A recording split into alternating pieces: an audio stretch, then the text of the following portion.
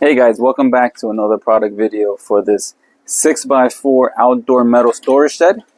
I already had this storage shed for 6 months now, and this is a great storage shed.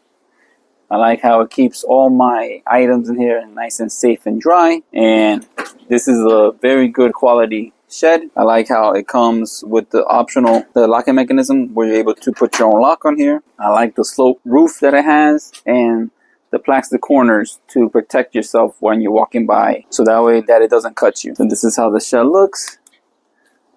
The sides.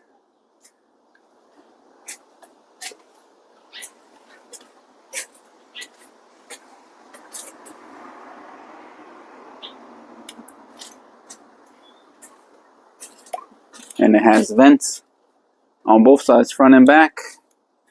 And here's your locking mechanism. Okay, so let me show you how it opens up.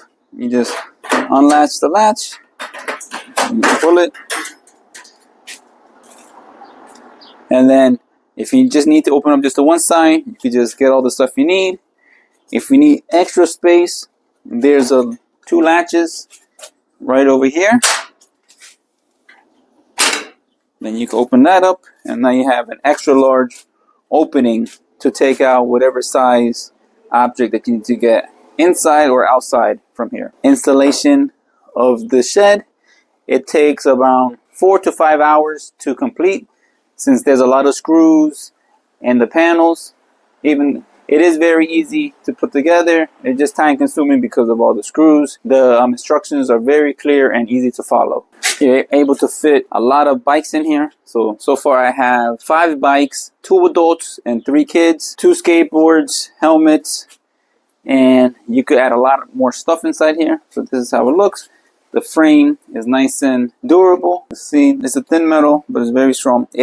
This does not come with the floor, so you could buy that separately. Then to close it, you will close this, then put the latches back on to secure this door, and then you close this one,